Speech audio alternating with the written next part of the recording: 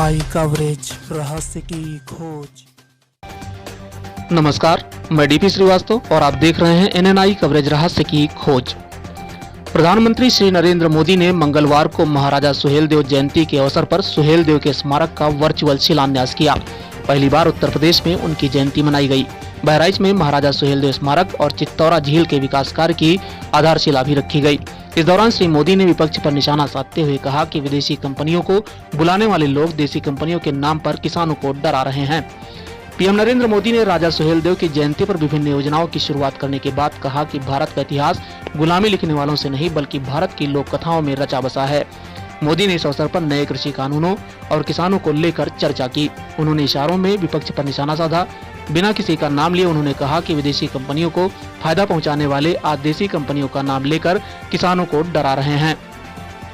PM ने कहा कि भारत और भारतीयता की रक्षा के लिए जिन्होंने अपना जीवन समर्पित किया उन्हें वह स्थान नहीं दिया गया जिनके वे हकदार हैं। इतिहास लिखने के नाम पर हेरफेर करने वालों ने जो अन्याय किया है वह आज का भारत सुधार रहा है। गलतियां ठीक करके गलतियों से देश को मुक्त कर रहा है। श्री मोदी ने आगे कहा कि छोटे किसानों के पास कम जमीन होती है, उन्हें भी बड़ा लाभ मिल रहा है। नए कानून बनने के बाद विभिन्न जगहों से किसानों के अच्छे अनुभव सामने आ रहे हैं। नए कृषि कानूनों को लेकर भांति भांति का प्रचार करने की कोशिश की गई है।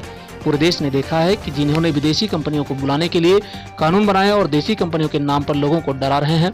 राजनीतिक फायदे के लिए यह दुष्प्रचार अब किसान खेल रहे हैं। पीएम ने कहा कि किसान देख रहा है कि उनकी जमीनों को बचाने के लिए पहली बार कोई सरकार उन्हें रक्षा कवच दे रही है। हम समर्पित भावना से काम कर रहे हैं। पीएम ने इस अवसर पर रामचरित की चौपाई प्रविश नगर कीजिए सब काजा हृदय राखी कौशलपुर राजा पढ़ते हुए कहा कि हम भगवान राम को दिल में रखकर जो भी काम करेंगे उसमें सफलता मिलेगी। श्री मोदी ने कहा कि आजाद हिंद फौज को वह स्थान नहीं दिया गया, नेताजी सुभाष चंद्र बोस को वह पहचान नहीं दी गई जो दी जानी चाहिए थी। हमने उन्हें वह पहचान दी है। सरदार वल्लभ भाई पटेल के साथ क्या किया गया, देश का बच्चा बच्चा इस बात को जानता है। आज देश की सबसे बड़ी मूर्ति सरदार पटेल की है। बाबा साहेब अम्बेडकर को भी सिर्फ राजनीतिक दृष्टिकोण से देखा गया। आज हमने उनके स्थानों को विकसित किया है। कई स्वतंत्रता सेनानियों को पहचान और मान नहीं दिया गया। चौरी चौरा के वीरों के साथ जो हुआ हम नहीं भूल सकते। उन्होंने कहा कि राजा सुहेलदेव के साथ भी यही हाल किया गया। इतिहास में भले ही शौर्य और पराक्रम को पहचान नहीं दी गई, लेकिन पूर्वांचल की लोक कथाओं के जरिए लोगों के दिलों में वह हमेशा बने रहे। विकास वाले शासक के रूप में भी उनकी छवि अच्छी थी। राजा सुहेलदेव ने बाग बगीचों, तालाब, पोखरों, सड़कों, विकास और शिक्षा के लिए जो काम किया वह अभूतपूर्व है। श्री मोदी ने यूपी सीएम योगी आदित्यनाथ और राज्यपाल आनंदीबेन पटेल की तारीफ करते हुए कहा कि यूपी में हालात बिगड़ते तो अंतर्राष्ट्रीय स्तर पर बातें की जाती।